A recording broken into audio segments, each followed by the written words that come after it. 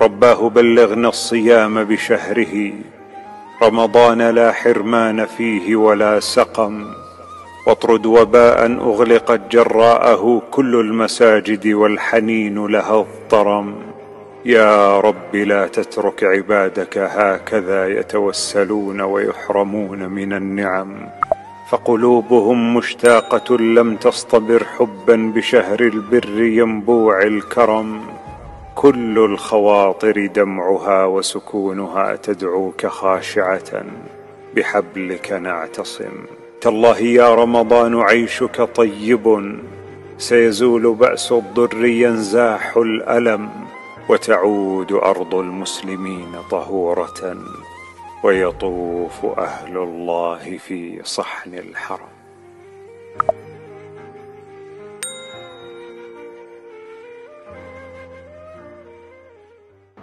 الحمد لله رب العالمين والصلاة والسلام على سيدنا محمد وآله وصحبه أجمعين، أما بعد.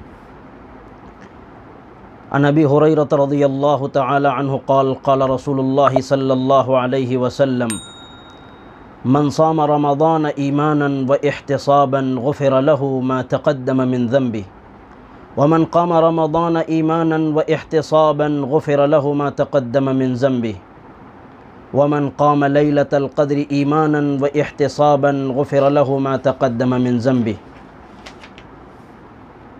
وعن عبد الله بن عمرو أن رسول الله صلى الله عليه وسلم قال: الصيام والقرآن يشفعان للعبد، يقول الصيام: أي رب إني منعته الطعام والشهوات بالنهار فشفعني فيه، ويقول القرآن: منعته النوم بالليل فشفعني فيه، فيشفعان. رواه البيهقي في शअब الईमान। मुअज़्ज़ज़ व मुकर्रम नाज़रीन, ये दोनों हदीसें रहमत दो आलम सल्लल्लाहु अलैहि वसल्लम ने रोज़े और तरावी और कलाम इलाही की तिलावत और सुनना और सुनाने को इस हदीस पाक में बाइस मग़फ़िरत करार दिया है। अल्लाह के रसूल सल्लल्लाहु अलैहि वसल्लम फरमाते हैं कि जो शख्स ईमान और एहतिसाब के साथ रमज़ानुल मुबारक के रोज़े रखता है, अल्लाह उसके पिछले तमाम गुनाहों को माफ़ फरमा देते हैं। इसी तरह जो शख्स रमज़ान में ईमान और एहतिसाब के साथ तहज्जुद और तरावी और नफ़ल का एहतमाम करता है, अल्लाह उसके पिछले तमाम गुनाहों को माफ़ फरमा देता है।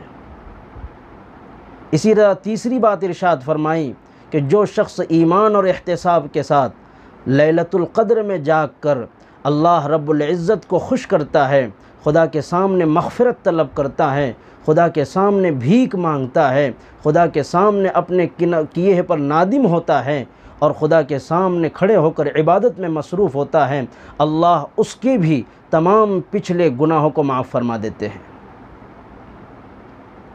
इस हदीस पाक में ईमान और एहतिसाब का लफ्ज़ आया है।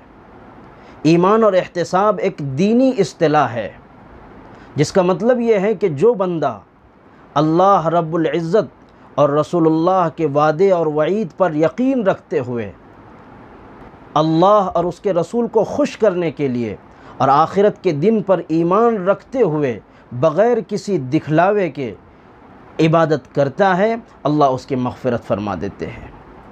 तो इबादत में उसका मोहरिक सिर्फ़ और सिर्फ रज़ा इलाही हो, रियाकारी ना हो, किसी को दिखलाना मकसूद ना हो, नामो नमूद ना हो, तो अल्लाह रब्बुल इज़्ज़त उस इबादत और उस इखलास के नतीजे में अल्लाह उसके पिछले तमाम गुनाहों को माफ़ फरमा देते हैं।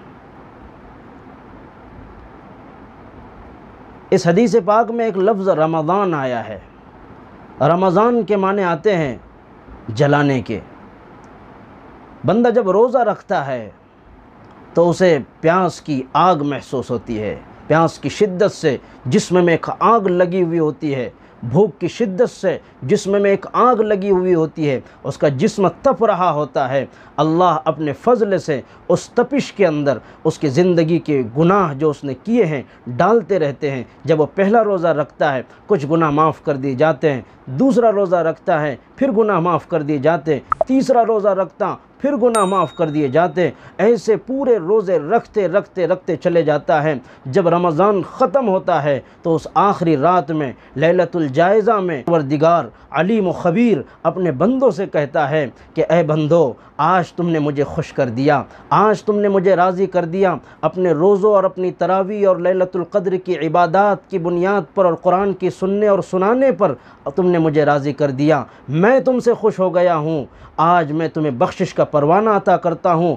अब बख्शाएँ अपने घरों को लौट जाओ, ये तुम्हारा इनाम है। तुम्हें जहन्नम से छुटकारा दिया जा रहा है। तमाम एज़ाज़ और इकराम तुम्हारे नाम अमाल में लिखे जा रहे हैं। जन्नत के ख़ास वो दरवाज़ा जिससे रोज़ेदारों का दाखिला होगा, बाबुर रैयान से तुम्हें दाखिला अता किया जाएगा। ये अल्लाह की तरफ से एज़ाज़ और इकराम उसके साथ किए जाते हैं। तो रमज़ान आता है तो इंसान के पिछले ज़िंदगी के पूरे गुनाह अल्लाह इस रोज़ों की बरकत से, तिलावत की बरकत से, तरावी की बरकत से माफ़ फरमा देते हैं। दूसरी हदीस में अल्लाह के रसूल सल्लल्लाहु अलैहि वसल्लम ने फरमाया कि क़यामत के दिन मैदान महशर में हिसाब किताब जारी होगा, लोग सिफारिशी ढूंढ रहे होंगे, और वो बंदा जिसने इखलास से कलाम पाक की तिलावत की है, ईमान और एहतिसाब के साथ कलाम पाक की तिलावत की है, रोज़े रखे हैं, तो रोज़ा उसके सामने आकर खड़े हो जाएगा, अल्लाह से फ़रियाद करेगा कि ए अल्लाह, मैंने इसे खाने और पीने और शहवात से मुकम्मल तौर पर रोके रखा, ये रुका रहा, इसे भूख की शिद्दत थी, इसे प्यास की शिद्दत थी, फिर भी इसने तेरी रज़ा इलाही के खातिर अपने आप पर कंट्रोल रखा।